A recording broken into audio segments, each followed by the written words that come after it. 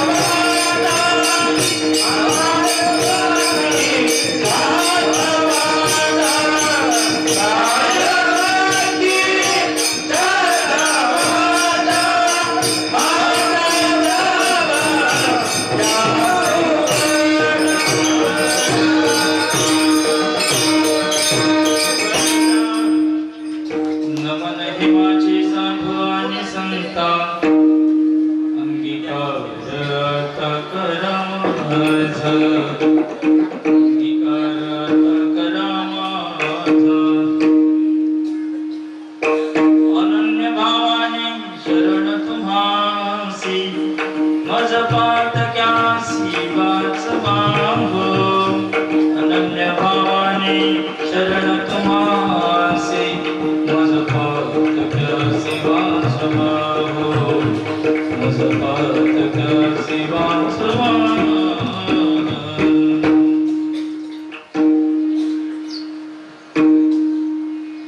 मज कृपा करी आता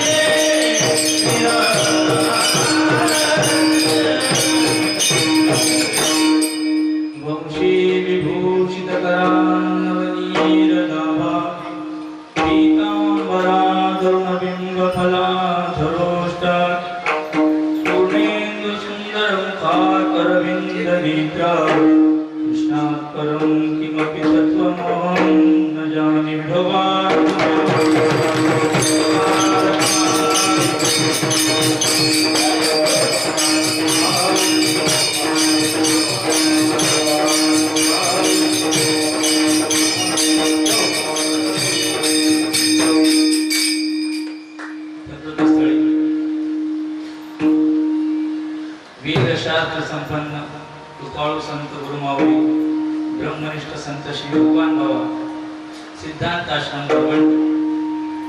गुरुवर्य श्री भगवान महाराज यांच्या श्री अभंग गाथेचं इथे गेल्या 7 दिवसापासून पारायण तथा संगीतमय श्रीमद भागवत कथा आमचे परम आदरणीय श्री सनानसे महाराज यांच्या अमृततुल्य वाणीतून आपण या ठिकाणी श्रवण करत आहे तथा संकीर्तन सोहळा आणि आजचा हा काल्याचा प्रसंग काला हा फलस्थानी असतो हा संगतीचा दिवस आहे काल्याच्या कीर्तनानं कार्यक्रमाची सांगता घडते अर्थात सर्वांगानं पूर्णता घडते असा हा काल्याचा प्रसंग आणि आता आपल्याला उरला फक्त 1 तास नियमानुसार एका तासामध्ये 1 तास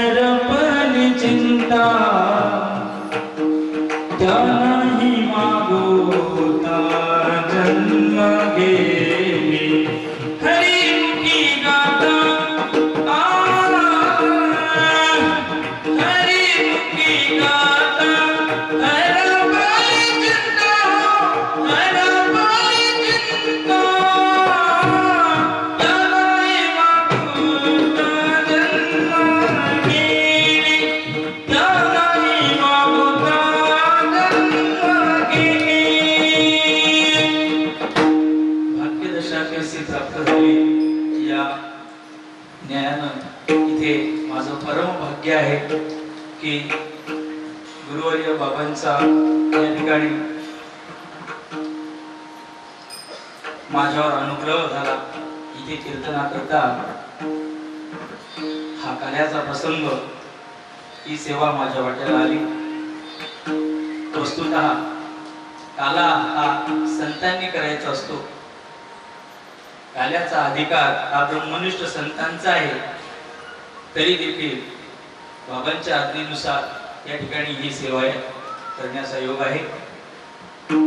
सेवेकरता हा जो अभंग आहे हा श्री अभंग गाथेतील काला या प्रकरणातील आहे. काला एरवी संप्रदायामध्ये आपण जो काला करतो, इथे नाही आला तो काला, लाही, दही, दूध, साखर यांचं मिश्रण म्हणजे काला. दही भाताचा खिचडी काला, प्रेमी मोहिला. मग हा जो काला आहे हा प्रतिकात्मक अशा स्वरूपाचा आहे. खरा काला हा श्री गुरुच्या बोधामृतानं ज्या वेळेला शिष्य सुस्नात होतो त्यावेळेला त्याच्या जीवग्रंथीचा निराश होऊन, जीवग्रंथीचा भेद होऊन तो परब्रह्माशी तनिष्ठ होतो. जीवाचं तादात्म्य आत्मस्वरूपाशी जडणं हाच खरा काल आहे. जीव ब्रह्मैक्य, जगदीश्वरैक्य, गुरु शिष्यैक्य याचं नाव काला.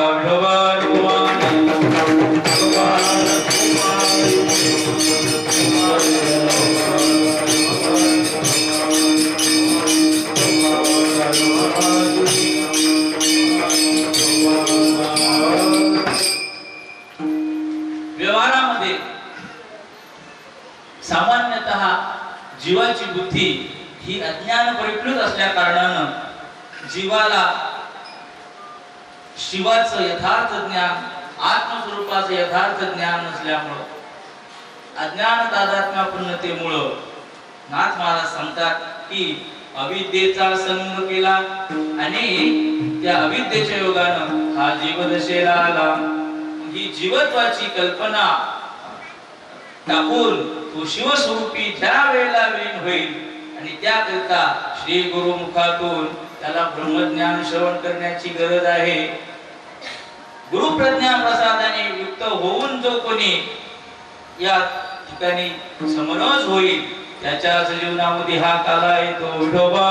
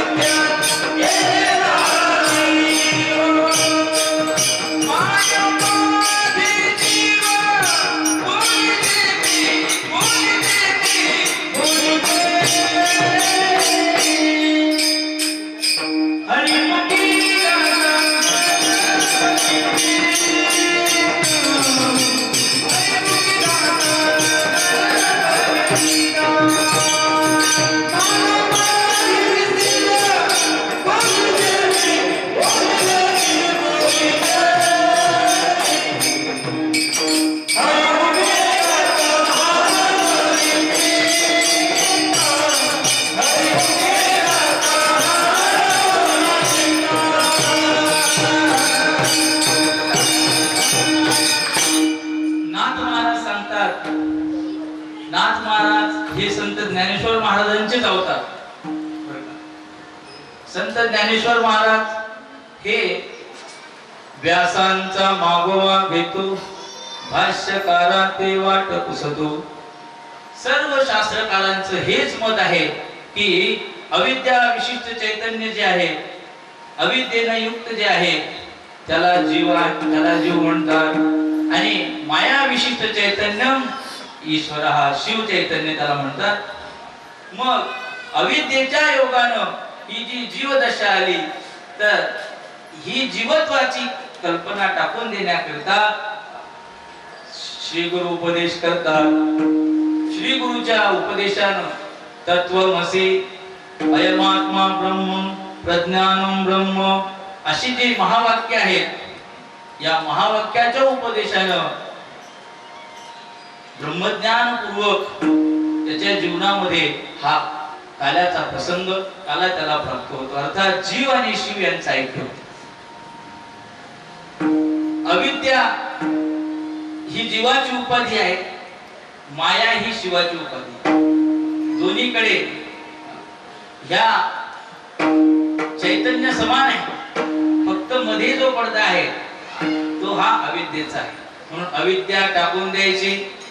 बाबा सांगतात की अविद्या ही त्याज्य आहे, माया सुद्धा त्याज्य आहे. जो त्याज्य भाग आहे त्याचा त्याग करायचा, त्याचा त्याग करायचा. तत्वम असी, तत्पद लक्ष जो परमात्मा आहे, दोन पद लक्ष जो जीवात्मा आहे, त्या जीवात्म्याने परमात्म्याशी तादात्म्य धारण करायचं. कशाच्या योगाने? वाचांश ज्याला म्हणतात. त्याज्य जो भाग आहे त्या त्याज्य भागाचा त्याग केल्यानंतर त्याला श्री गुरु उपदेशाच्या योगाने तत्वमसी महावाक्याच्या द्वारा जीव शिव एक झाले. जीव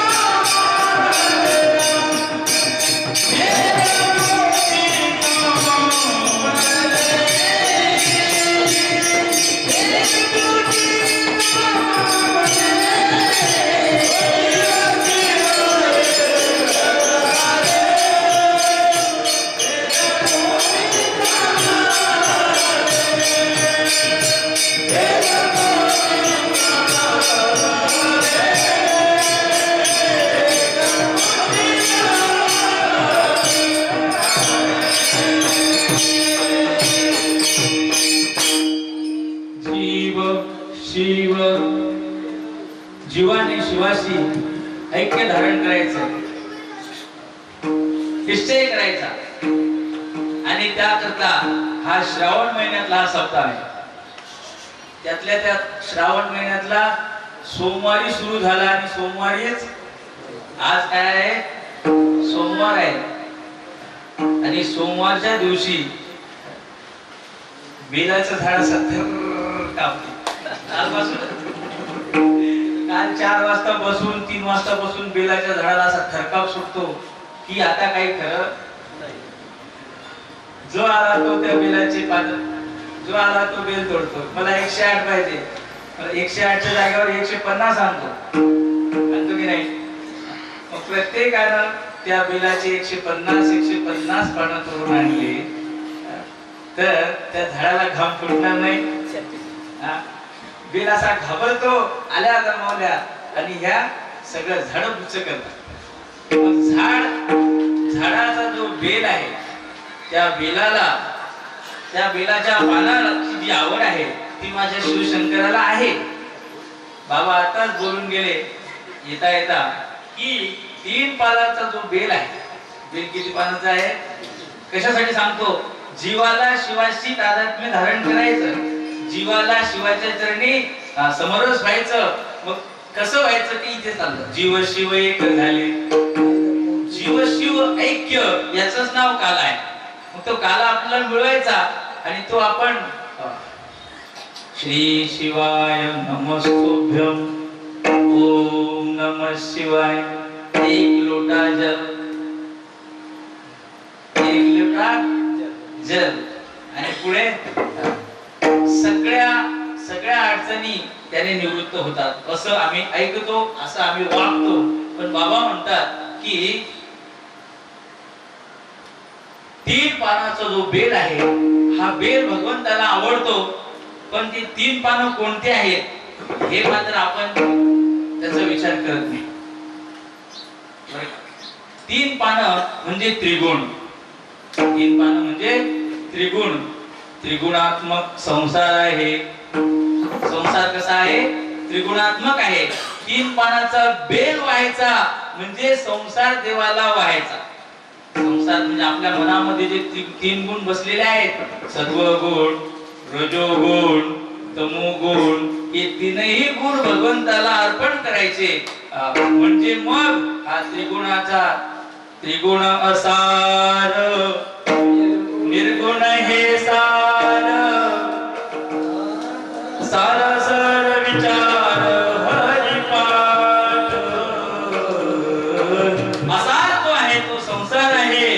सार हा परमात्मा आहे. मग त्या असार रूप त्रिगुणात्मक संसाराचं भगवंताला काय आहे? आवड आहे. नीट आहे. देवाला आवडतो, पण तुमचा संसार आवडतो. तुमचा म्हणजे आपल्याला देवाला द्यायचंय, जे आपल्याला लय प्रिय आहे ते देवाला देत असतात. आपल्याला जास्त ज्या गोष्टी आवडतात, मनात बसलेल्या असतात, ती देवाला पाहिजे. आपल्याला जास्त काय आवडतं?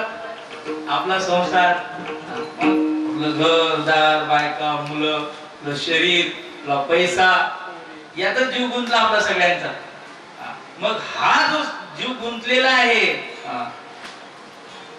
ज्ञानेश्वर महाराज सांगतात, व्यर्थ मोह सोडी सर्व माया तोडी, व्यर्थ मोह सोडी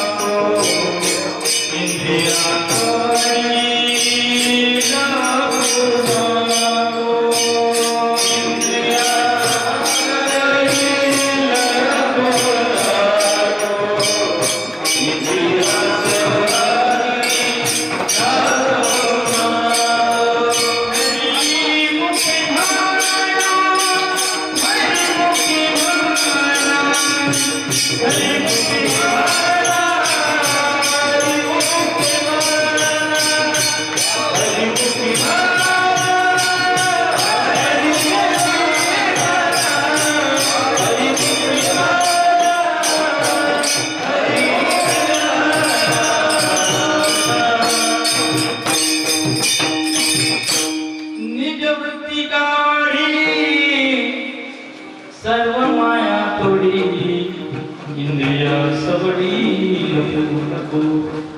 संत श्री ज्ञानेश्वर महाराज म्हणतात, निज वृत्ती काढी. आपलं जिथे मन गुंतलेलं आहे, जो आपल्याला अतीव प्रिय आहे, ती प्रिय वस्तूच देवाला द्यायची. काय पाहिजे देवाला? बेल पाहिजे. आवड तुझला बेलाची, बेलाच्या पानाची. पण 3 पानं कोणते हो? सत्वगुण, रजोगुण, तमोगुण रूपी 3 पानाचा बेल व्हायचा. मला 108 बेल व्हायचे, 108 बेल व्हायचे. झाड सगळे बुच्चे करून टाकले. म्हणतात आशानं देव प्रसन्न होणार, आशानं तो शिव तुला जवळ करणार नाही. विठोबा विठोबा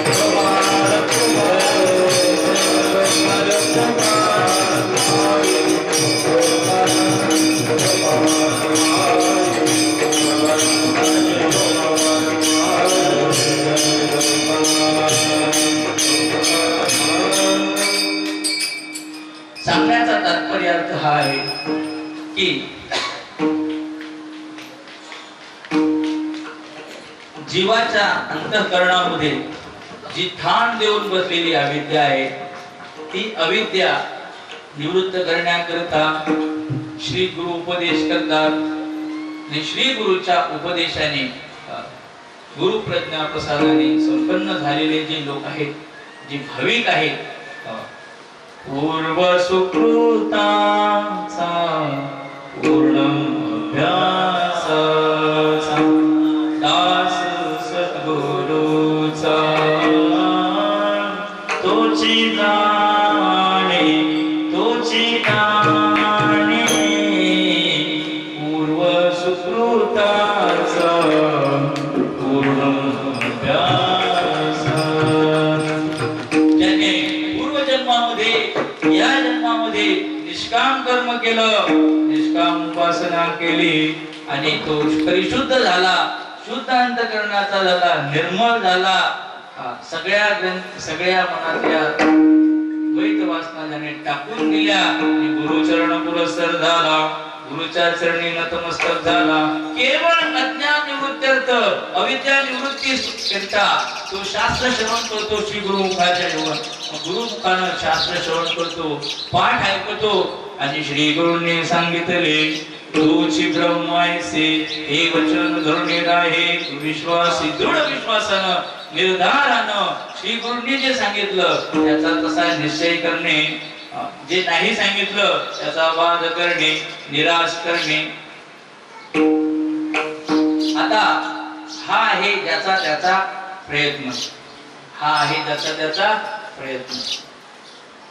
मग जो प्रयत्नानं श्री गुरु वचनावर आरूढ होऊन राहतो, प्रयत्नानं मन काही मानत नाही, मनामध्ये संदेह निर्माण होतो, मनामध्ये संशय निर्माण होतो. कसं मी देव कसा असणार, मी परब्रह्म कसा असेल.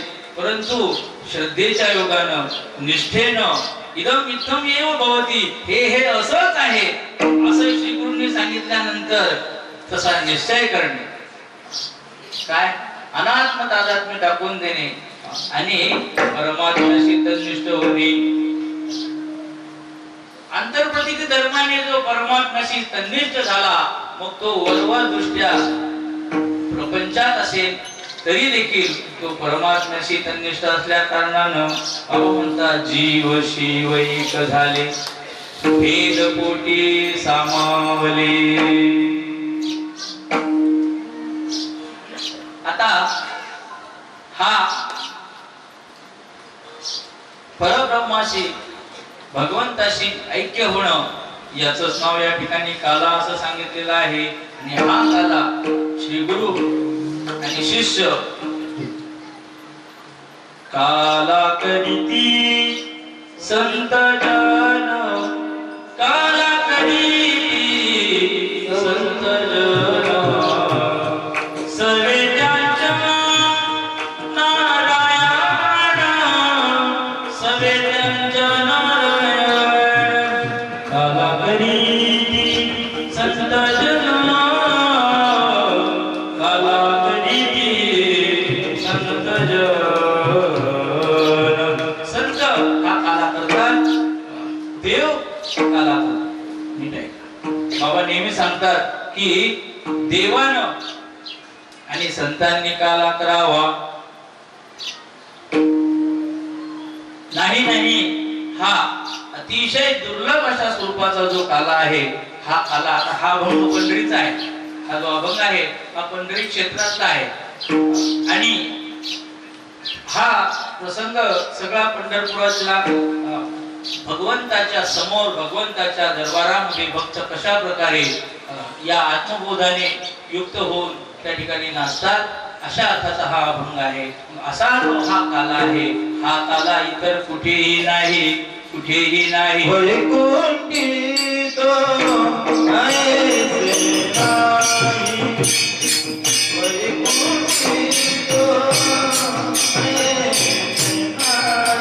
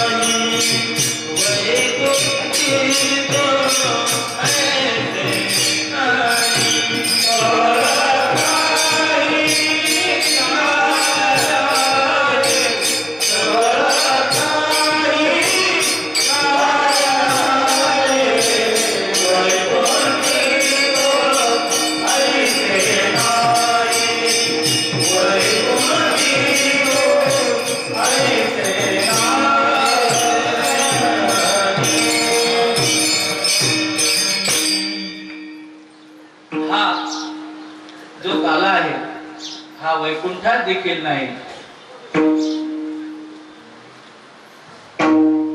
तुका म्हणे काला वैकुंठी दुर्लभ विशेष हा लाभ संत संगी.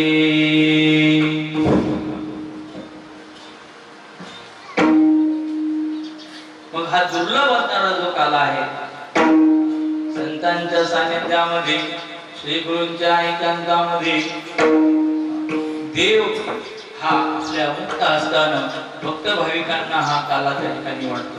बाबा सांगत असतात, हा काला सामान्य बुद्धीच्या जीवाला मिळणं दुरापास्त आहे. ज्याच्या अंतःकरणामध्ये जीव जीव भेद आहे, जीव ईश्वराचा भेद आहे, जीव जडाचा जड ईश्वराचा, अशी पंच प्रकारचे भेद आहेत. मग जो भेद भ्रांतीने युक्त आहे, अशा जीवाला हा काला प्राप्त होत नाही. हा काला मिळवण्यासाठी ब्रह्मदेवाला सुद्धा काला मिळाला, इंद्राला नाही, चंद्राला नाही. बाबा सांगतात, हा काला इंद्राला मिळाला नाही, चंद्राला मिळाला नाही, ब्रह्मदेवाला सुद्धा काला मिळाला नाही. त्याला काला मिळवण्याकरता गोपाळ व्हावं लागलं. गोपाळाशिवाय हा काला मिळत नाही.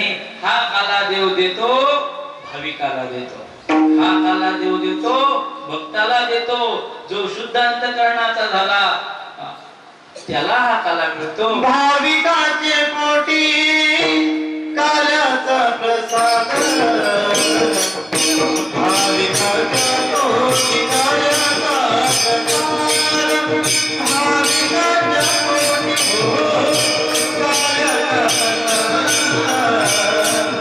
भाविकाच्या पोटी काल्याचा प्रसाद, भाविकाच्या पोटी काल्याचा प्रसाद.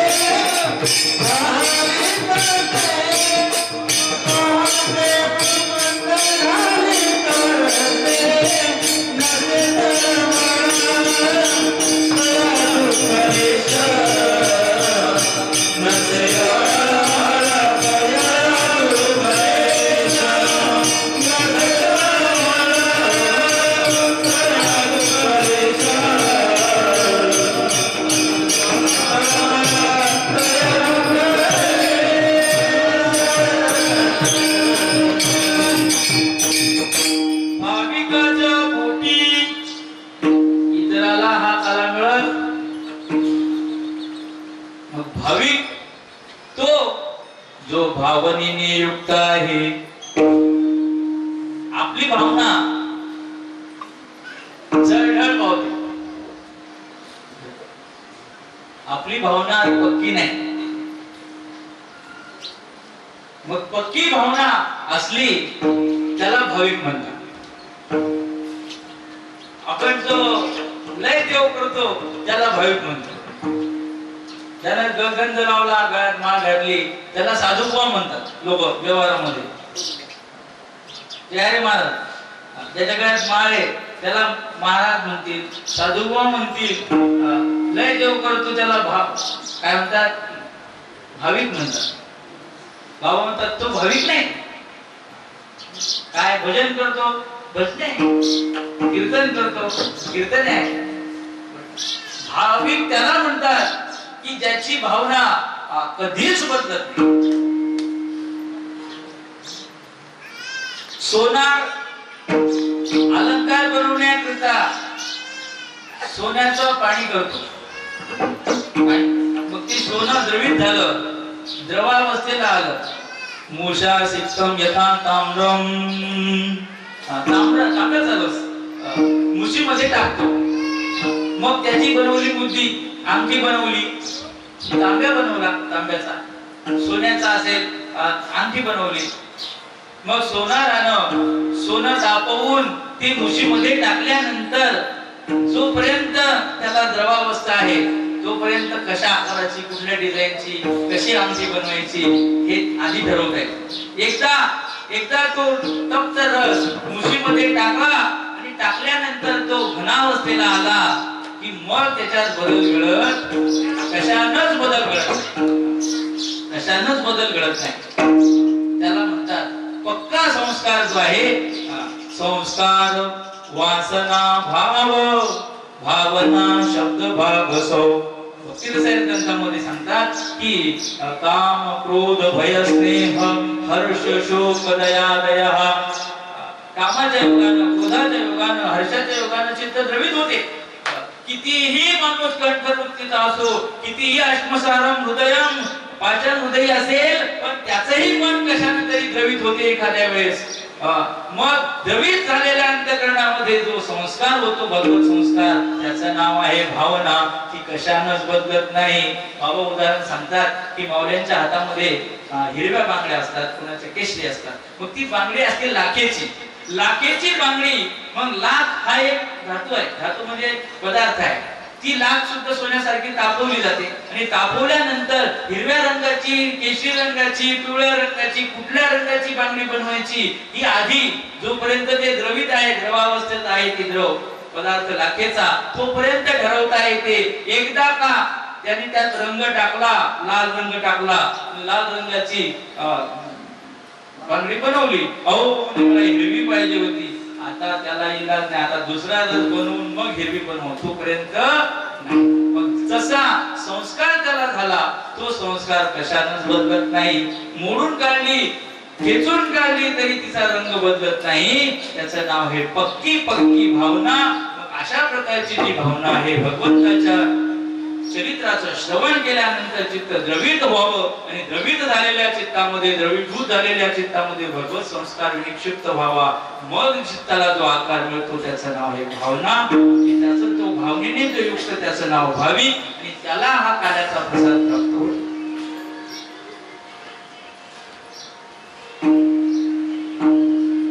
भक्ती रसायन ग्रंथाचे जे कर्ते आहेत हे मधुसूदन स्वामी सरस्वती. हे पूर्वाश्रमामध्ये म्हणजे पूर्वी म्हणजे लहानपणापासून ते वेदांती होते. मधुसूदन स्वामी सरस्वती वेदांत प्रचूर सगळे विद्या विशारद होते.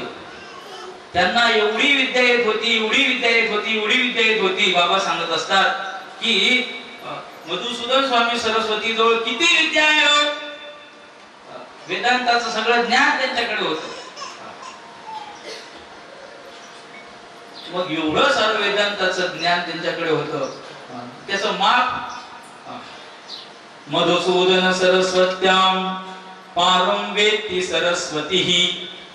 मधुसूदन स्वामी सरस्वतीकडे किती ज्ञान आहे हे विद्येची देवता सरस्वतीच जाणू शकत होती. एवढं त्यांच्याकडे ज्ञान होतं.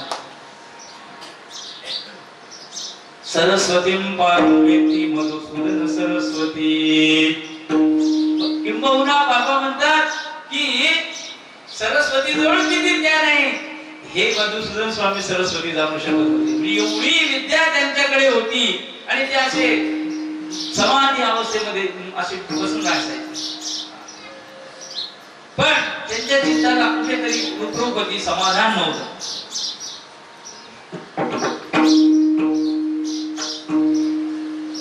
केवळ ज्ञान कोरडं ज्ञान कामाचं नसते. कोरडं ज्ञान कामाचं नाही. मग त्याकरता त्याला भक्तीची जोड असावी लागते. म्हणून मधुसूदन स्वामी सरस्वती असे वाळवंटामध्ये बसलेले असताना त्यांच्या मनामध्ये समाधान नाही.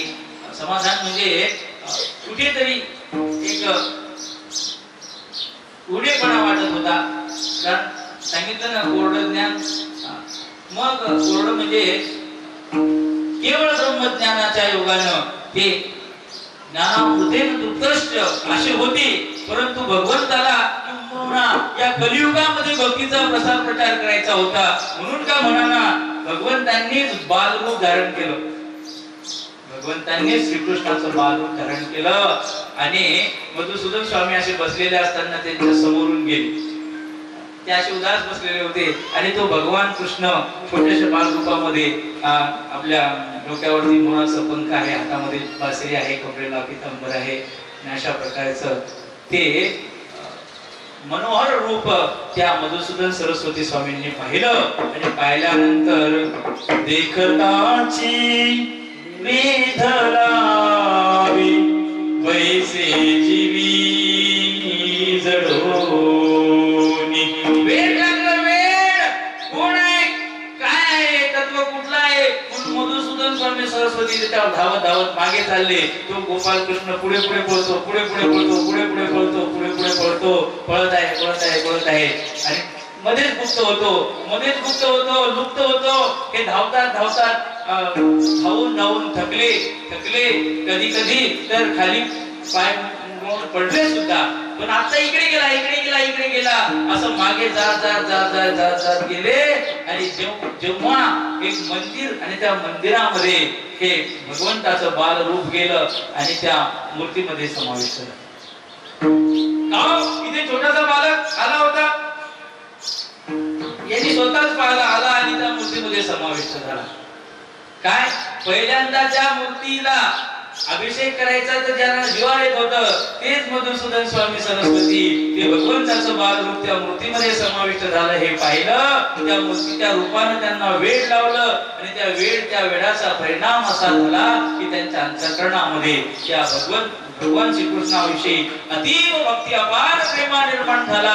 त्या प्रेमाचं परिवसान मधुसूदन स्वामी सरस्वतींनी भक्ती रसायन नावाचा ग्रंथ त्या ठिकाणी लिहिला, एक भक्तिशास्त्र निर्माण केलं.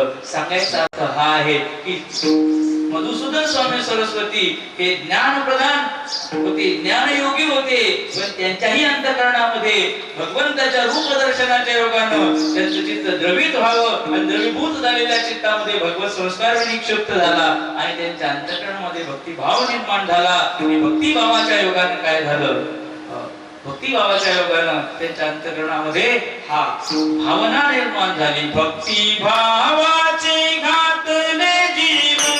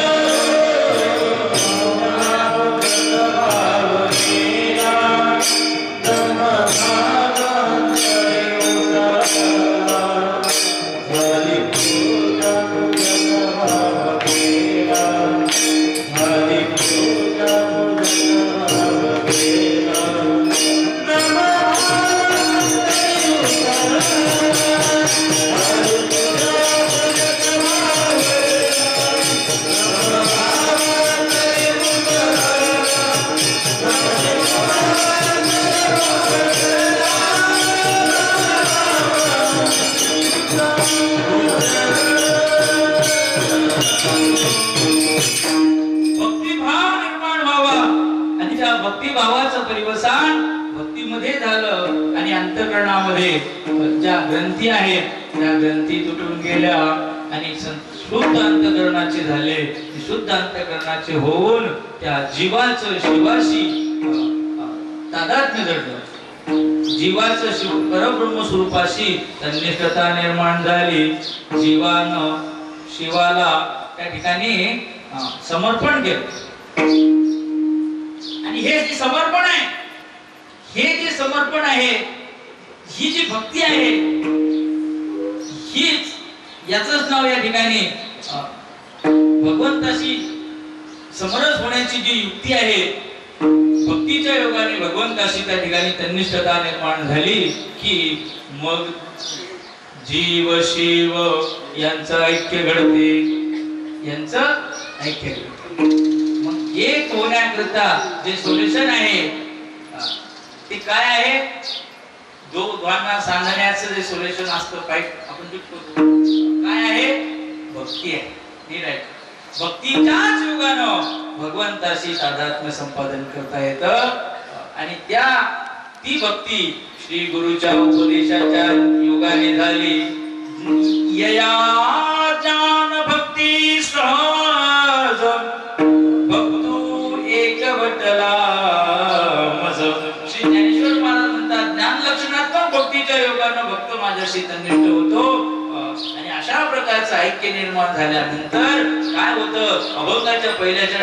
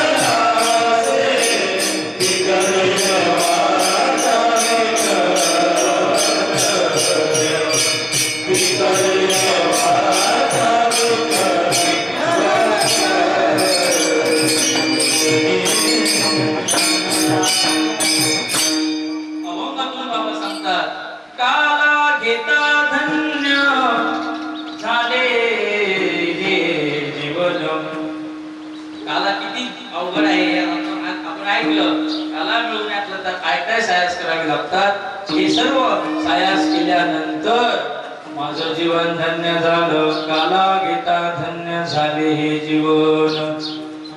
हा जो काल आहे हा जीव ब्रह्मैक्य, गुरु शिष्यैक्य, गुरु तोची शिष्य, शिष्य तोची गुरु, शुद्ध हा विचार संकल्प तो नव्हे तुझा महाराजा विनतो.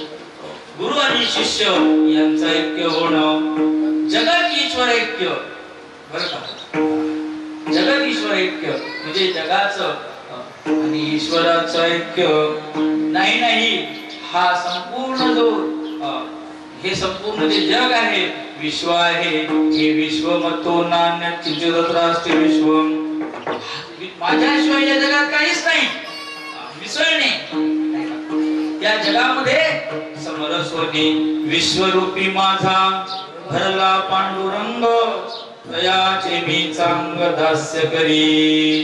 कर्तव्य हे माझे मानव जन्माचे, जनदेवसाचे मानोनिया.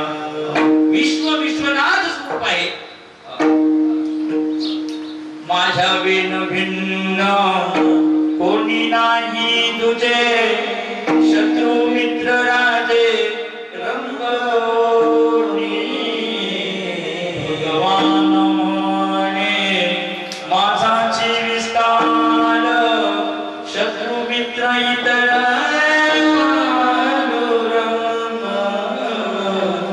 माझ्याशिवाय या जगामध्ये काहीच नाही. जीव शिवैक्य, जगदीश्वर ऐक्य. ऐक्य हा शब्द महत्वाचा आहे. हरपून जाणार आपण स्वतंत्र राहतो. मी एक कोणीतरी आहे बाबा म्हणतात, स्वतःची एक इंच उंची शिल्लक दाखवतो माणूस. प्रत्येक माणूस कोण्या ना कोण्या भागात, कोणत्या ना कोणत्या क्षेत्रात मी एक कोणीतरी आहे, विशेष आहे असं माणूस दाखवतो. पण आपली उंची दाखवणं हे काय आहे? अज्ञानपणाचं लक्षण आहे. यो यो नानेव पश्यति, जो भेद पाहतो, जो द्वैत पाळतो, तो मृत्यू समृत्ती मापनोती. आता तसं भयम भवती, तो मृत्यूपासून मृत्यूला प्राप्त होतो जो द्वैत पाळतो. मग ऐक्य होणं महत्वाचं आहे. आणि हे जे ऐक्य आहे, हे ऐक्य घडण्याकरता घडण्याकरता काय काय करावं लागतं, तर या गोष्टी इथे कराव्या लागतात. श्री गुरुशी समर्पण आणि समर्पणाच्या योगानं जशी लाही दुधामध्ये टाकली, लाह्यात दूध टाकलं किंवा लाही दुधात टाकली. पहिली लाही कशी होती? लाही झाली तांदळापासून. बाबा सांगतात साळीची लाही बनली, ती साळ हातात घ्या आणि अशी लावा. दबणार नाही, वरच्या बोटात जाईल, खालच्या बोटात जाईल, ती टाईटच राहील, ती मोडणार नाही, चेपणार नाही. त्या साळीला अग्निसंस्कार दिला. अग्निसंस्कार दिल्याच्या नंतर ती जी साळ म्हणजे जो तांदूळ आहे, तो तांदूळ काय झाला? तप्त झाला आणि तप्त होऊन त्याची लाही बनली. आतून पोकळ झाला, आतून पोकळ झाला. म्हणजे आतून मोकळं होणं हे महत्वाचं आहे. मग आतून मोकळं होणे म्हणजे तांदळाच्या अंगी जो कठीणपणा होता, तो कठीण जे काठिण्य होतं, ते काठिण्य ना अहंकार, अभिमान मोडेल. म्हणजे वाकणे महत्वाचं आहे. दोन्ही क्रिया सारखीच आहे. मोडतो पण वाकत नाही, असा माणूस आहे. बाबा म्हणतात जिथे वाकायचं तिथे हा झाड आहे. लाटणार लाटणं लाटणी ऐसा न लवे. ज्ञानेश्वर महाराज म्हणतात की लाटणं मध्ये जाड असतं आणि दोन्ही बाजूला बारीक असतं. वाकण्याची क्रिया मध्ये होते. जिथे वाकायचं तिथे जाड. बापाच्या पुढे वाकत नाही, गुरुच्या पुढे वाकत नाही, महाराजा पुढे वाकत नाही, शाळेत मास्तर पुढे सुद्धा वाकत नाही. गावात मिशा खाली, गावामध्ये खाली मिशा करतो आणि घरी मिशा टाईट करतो. तिथे वाकायचं, मग जिथे वाकायचं समरस व्हायचं, समर्पण करायचं, तिथे समर्पण करावं. लाईनं काय केलं? दुधामध्ये समर्पण केलं.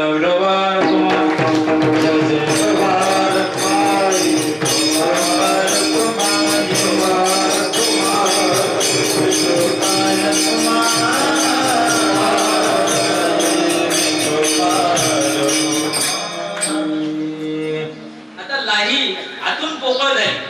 किती जण पोकळ झाले आतून?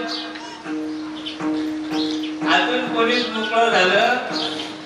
जे आहे ते सगळ्यांनी आपलं झाकून ठेवलेलं आहे. फक्त त्याला टच करायचं काम आहे. धक्का लावला की लागले. हे तुम्ही आणि तुमचं तुम्हीच करा, आपल्याला काही घेत नाही. प्रत्येकाने आपलं अंग राखून ठेवलेलं आहे. आतून मोकळं व्हा.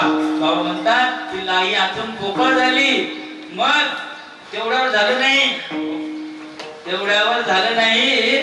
त्या लाईच्या अंगी पहिले जनकपणा होता, तो आता तिने टाकून दिला. आतून पोकळ झाली. मग आता अशी दाबली तरी दबून जाते, काही बोलत नाही. मग त्या लाहीला बाबा म्हणतात तिच्या जीवनात काही अर्थ राहिला. मग जीवनाला अर्थ येण्याकरता तिने काय केलं? तर आता भक्ती रूपी जे दूध आहे, ते दूध त्या दुधामध्ये स्वतःला मिसळून घेतलं. अहंकार टाकला की माणूस समरस होतो भगवंताच्या ठिकाणी. मग त्या अहंकाराचं निरसन झाल्यानंतर चित्तामध्ये भक्तीच्या योगानं समर्पण घडलं. समर्पण कसं असते की सोहम भगव शोचामी शोकस्य पारम तारयितुम माम. मी तुम्हाला शरण आलो, आता मला या भवसागरातून तुम्ही मुक्त करा. आता त्या श्री गुरु विषयी भक्ती निर्माण झाली. त्या भक्तीमध्ये नुसता दिखावा नाही, तर प्रेम रूपी साखर त्यात टाकली. आपण भक्ती रूपी दूध टाकलं आणि मनात जर प्रेम नसेल, आले या कसं वाटेल? या असं म्हणलं म्हणजे आपल्याला असं वाटतं आपण यांना जड झालो. मग अहो भाग्य आहे असं म्हटलं. बाबांना आपण गावामध्ये काय केलं? तर गुरूंचं पूजन केलं आणि पूजन करून आसनावरती त्यांना स्थापन केलं. हे आहे प्रेम, हे आहे प्रेम. तुम्हीच या. बाबा सांगतात जावाई असतो, त्यातल्या त्यात गावातला जर असला तर गावातला जावई पहिले त्याचा मान असतो. पहिले किती मान असतो तर या या या या मग दुसऱ्यांदा आला, तिसऱ्यांदा आला. गावातला त्यातल्या त्यात घर जावई नसावा. गावातला असला तरी हरकत नाही, घर जावई. गावातला जावई आले पाहुणे बुवा या, तो इथं येतो तो नळ बंद करा आणि तेवढा हंडा घेऊन या. हंडा घेऊन या आणि एक ग्लास भर पाणी मला द्या, तुम्ही घ्या. प्रेम असलं की ह्या गोष्टी घडत नाही. तिथे समर्पण घडते. माणूस तिथे स्वतःला झोकून देतो.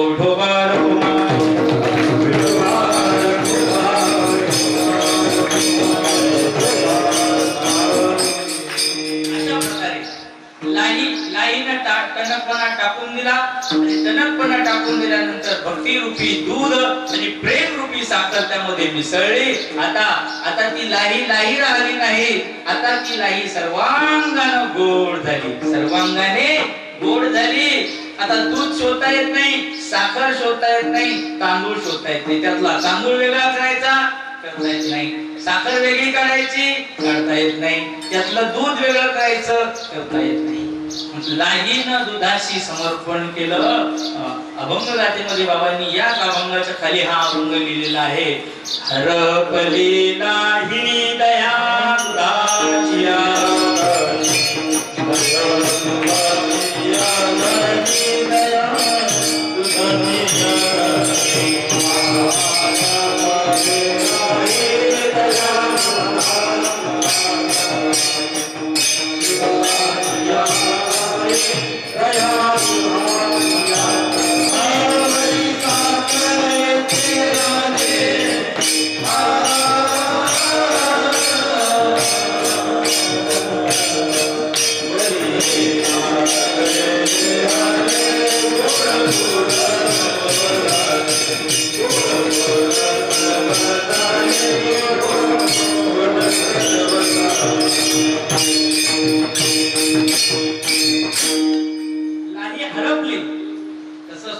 हरपून करायचं. याचं नाव जगदीश्वर आहे. याचं नाव गुरु शिष्यैक्य. हरपली लाही दया दुधाची घाईवरी साखरेचे आले. गोड गोड सर्व झाले अवघा पिकला गोड सरी मना. जीवत्वाचं समर्पण होणं, जीवत्वाची ग्रंथी नष्ट होणं हे महत्वाचं आहे. आणि हे सगळं झालं. काला गीता धन्य झाले हे जीवन. पावंत आमचं जीवन धन्य झालं. या काल्याचा प्रसाद घेतल्यानंतर कोणी दिला हो? अमृताचा घन ओळलासे. अमृताचा घन म्हणजे मेघ. मेघ वर्षाव करतो. किती करतो किती करतो किती करतो. मेघ इतका वर्षाव करतो की स्वतः संपून जातो. मेघ एवढा वर्षाव करतो की स्वतः संपून जातो. तसा हा भगवंत रूपी मेघ, श्री गुरु रूपी मेघ, भगवान महाराज रूपी मेघ आम्हाला मिळाला. आणि अमृताचा घन ओढलासे. गुरुदेव भगवान बाबा आपल्याला या श्री अभंग गाथेच्या रूपाने हे सर्व ज्ञान देतात. त्या मेघाने इतका वर्षाव केला, एवढा वर्षाव केला की तो वर्षाव करून आम्ही सुस्नात झालो. आमचं जीवन धन्य झालं. विठोबा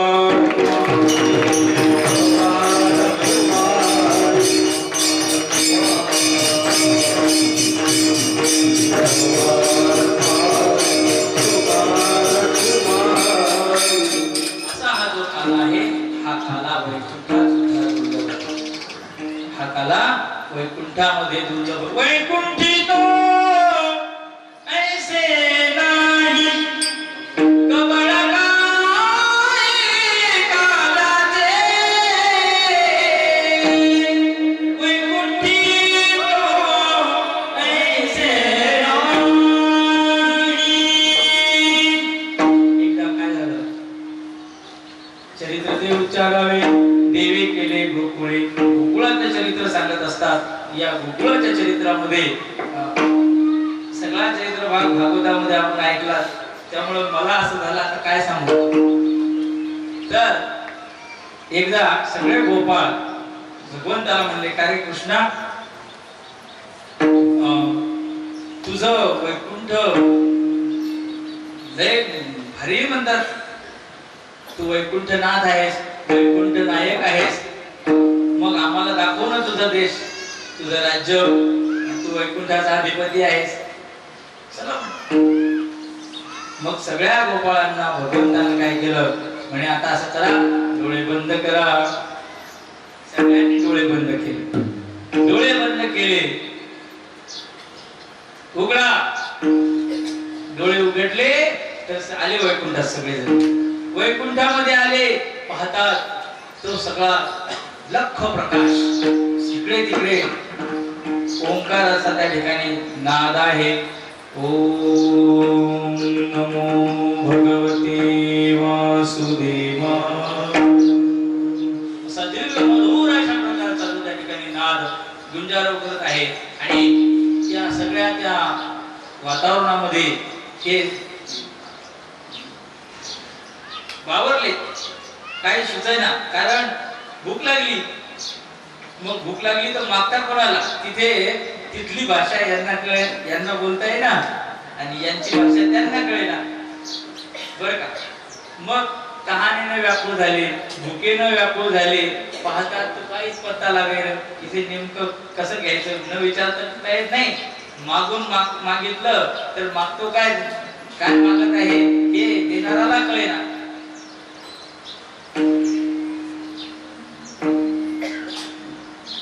त्रस्त झाले, कासावीस झाले, आणि म्हणले आपल्या कृष्णाला शोधा.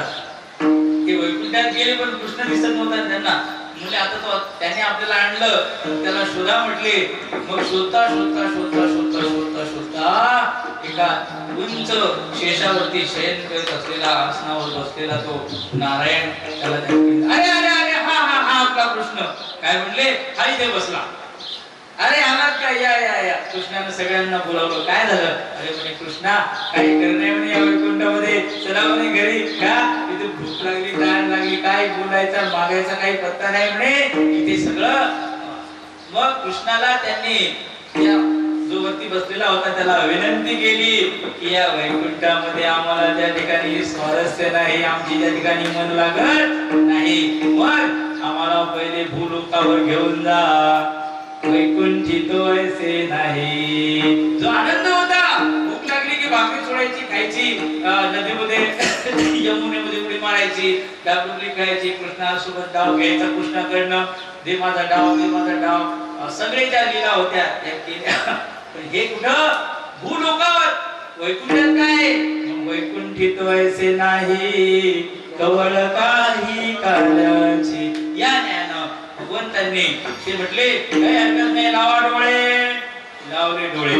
डोळे लावले आणि पुन्हा डोळे उघडून पाहतात तर पुन्हा यमुनेच्या वाळवंटामध्ये आले. आणि मग त्यांना आनंद झाला. आणि मग ते भगवंताच्या नामाचा त्या ठिकाणी घोष करायला लागले. विकली ही वाच विठ्ठल वचनी, विकली ही वाच विठ्ठल वचनी, विकली ही वाच विठ्ठल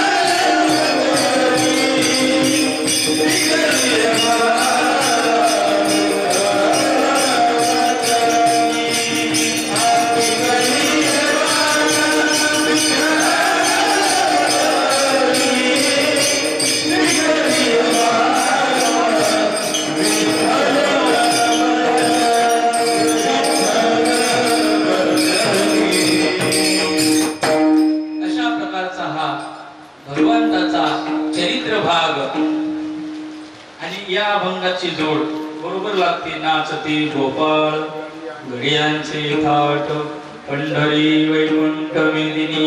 हे जे गोपाळ होते तेच वारकरी झाले. बाबा नेहमी सांगत असतात ते वारकरी लोक कृष्ण नामाचा जे घोष काय विठोबा रखुमाई विठोबा रखुमाई विठोबा रखुमाई असा त्या ठिकाणी कीर्तन केल्या गजरामध्ये कृष्ण विष्णू हरी गोविंद या नामाचे निखळ प्रबंध गाती उदंड.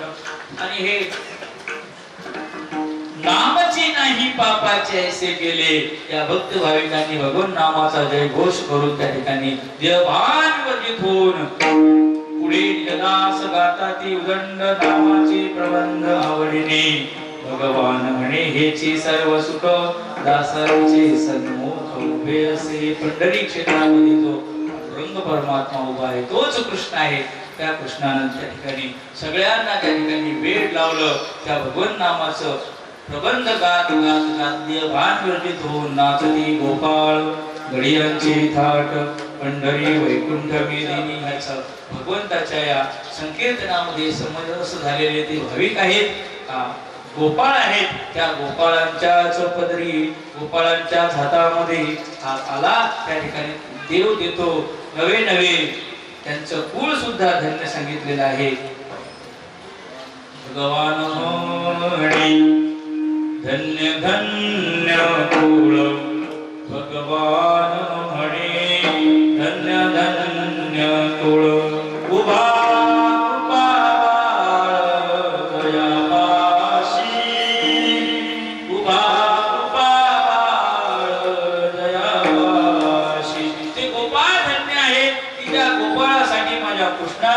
स्वतः त्या ठिकाणी स्वतःच जे काही स्वरूप आहे ते स्वरूप विसरले.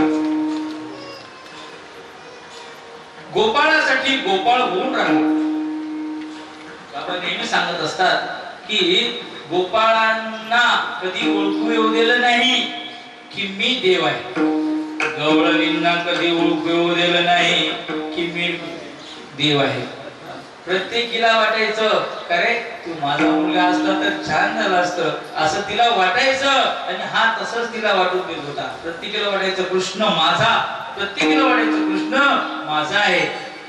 प्रत्येकाचा भाव होता. गाईला वाटायचं कृष्ण माझा आहे, वासरांना वाटायचं कृष्ण माझा आहे, गोपाळांना वाटायचं कृष्ण माझा आहे, गवळी लोकांना वाटायचं कृष्ण माझाच आहे. कोणाला त्यांना अंतर दिलं नाही. तो गोपाळ होऊन गोपाळामध्ये मिसळून राहिला. बाबा म्हणतात की मिसळण्याची जी कला आहे ती श्रीकृष्णाकडनं शिकायची. कशी तर पहा त्या गोपाळांमध्ये खेळत असताना स्वतःच अमानवीय स्वरूप अतिमानवीय रूप कर्तुम अन्यथा कर्तुम शक्ती संपन्नता त्याला सगळं दिसत होतं. पण लपलेल्या मुलाला शोधून काढायचं तर पहिले त्याच्यासोबत त्याला रमून आणखी स्वतः त्यामध्ये मिसळून राहिला. एकदम शोधलं नाही. मग डाव येऊ दिला, डाव दिला. एवढा समरस झाला, एवढा समरस झाला की माझ्या गोपाळाच्या पायामध्ये चप्पल नाही तर मी सुद्धा चप्पल घालणार नाही. माझ्या गोपाळांच्या हातामध्ये अलंकार नाही तर मी सुद्धा अलंकार घालणार नाही. माझ्या गोपाळांच्या अंगावरती सदरा नाही, भगवान कृष्णाच्या अंगावर सुद्धा सदरा नाही. राजकुमार होता, सदरा घालता येत नव्हता महाराज. त्याला सदरा घालता येत होता, त्याला अलंकार घालता येत होते, त्याला चप्पल घालता येत होती, बूट घालता येत होता, गळ्यामध्ये हार घालता येत होता, अलंकार परिधान करता येत होते, सोन्याचा मुकुट घालता येत होता, रत्नाचा हार घालता येत होता. पण श्रीकृष्णाच्या अंगावरती डोक्यावरती मोराचं पंख, गळ्यामध्ये फुलाची माळ, कमरेला फक्त पितांबर आणि खांद्यावरती अशा प्रकारे कांबळे आहे, हातामध्ये बासरी आहे. असा हा भगवान कृष्ण गोपाळामध्ये गोपाळ होऊन राहिला. नाही तर एका गोपाळाला तर ताक इतकं गोड लागलं, एवढं गोड लागलं, त्याला वाटलं अरे एवढं गोड ताक आता कृष्णाला दिलं पाहिजे. म्हणून तसाच तो गोड तोंडामध्ये घेतला आणि कृष्णाकडे धावत आला आणि कृष्णाला खुलेनं म्हणतो, तोंड उघड, तोंड उघड. अरे माझ्या तोंडात गोड असं ताक आहे, तू तोंड तर उघड ना. भगवंताने आ केलं आणि त्याने आपलं उष्ट ताक त्या माझ्या भगवान गवळ्याची ताक गवळ्या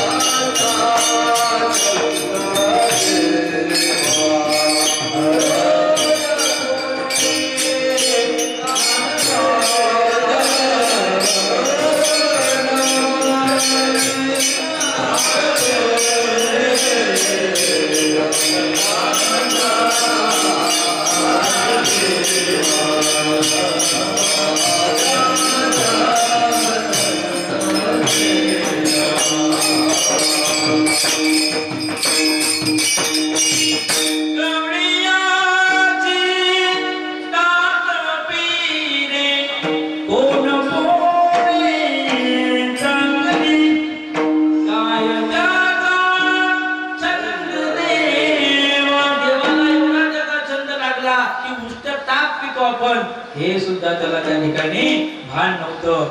ब्रह्मदेवानं पाहिलं की हा काय येतो त्याच्या तोंडामध्ये ताट पिण्याचं तोंडावरती भगवंतानं अशी त्याच्या गालावरती काळी मारली, त्याच्या तोंडातली पिचकारी आपल्या तोंडात घेतली.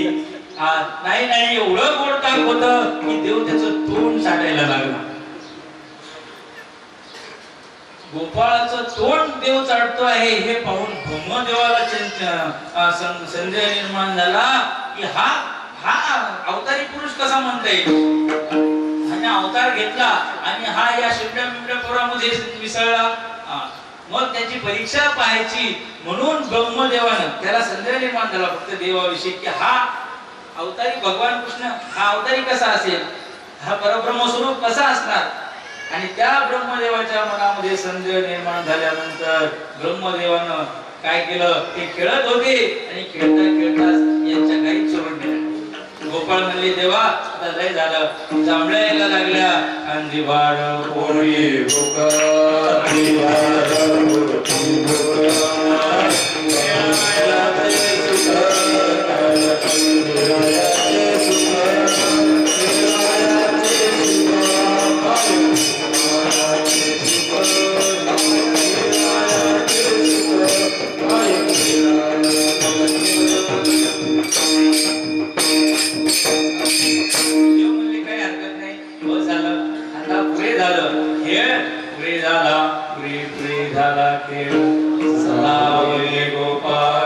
गाई वळून आणा स्थिर करावे गोठणा.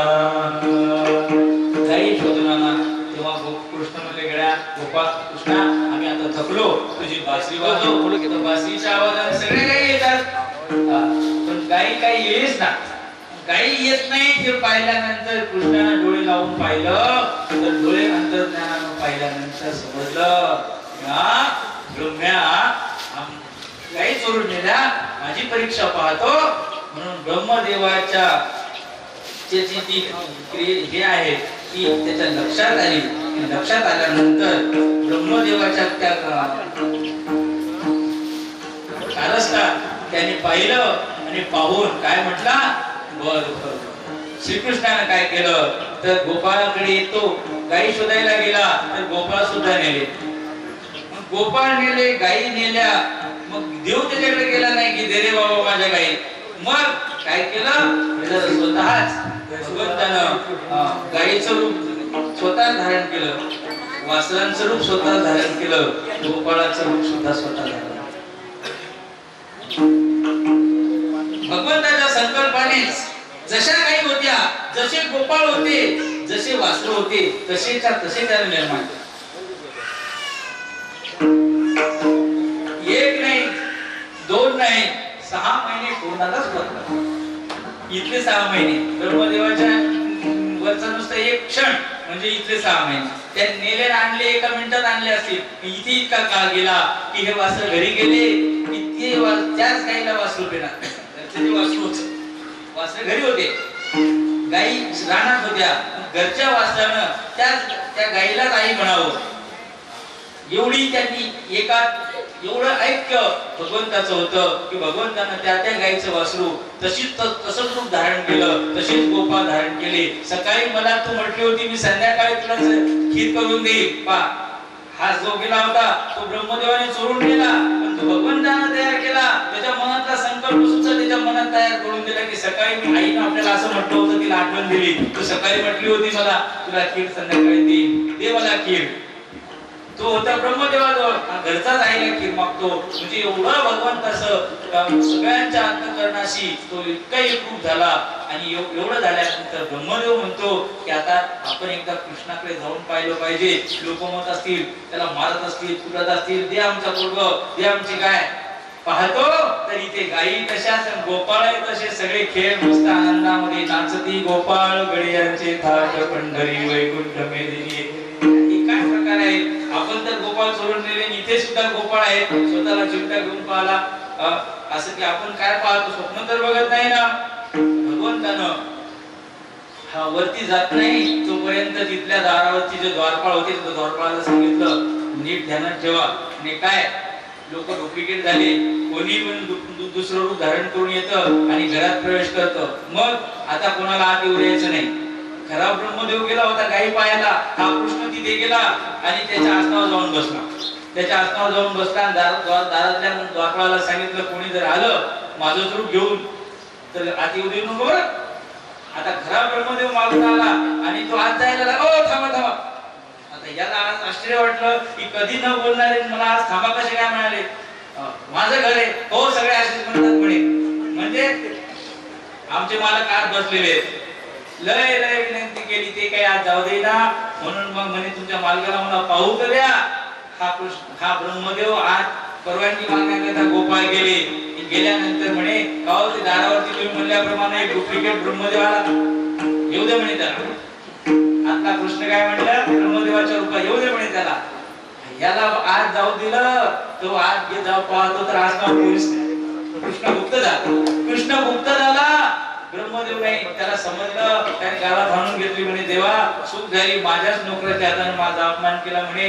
मला कळालं की ही तुम्ही खूप मोठी चूक केलेली आहे.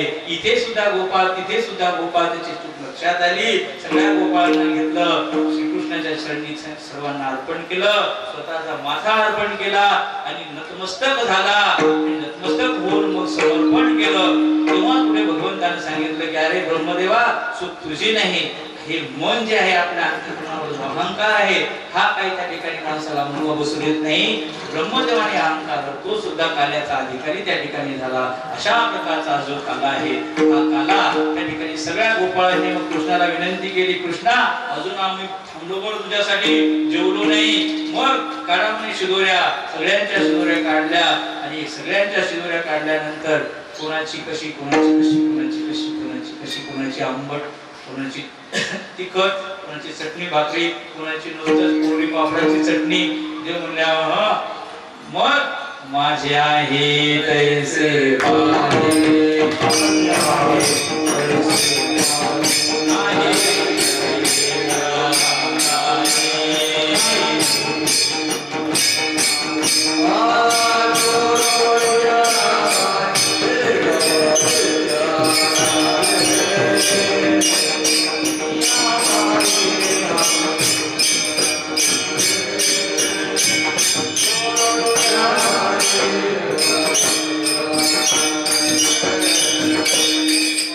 अशा प्रकारे ब्रह्मदेव गोपाळ सगळ्यांच्या शिदोऱ्या एकत्र केल्या.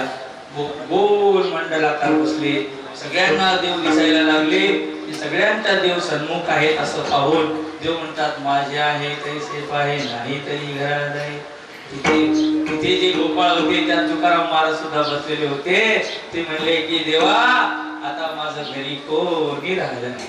तुका माने हरी तुका माने हरी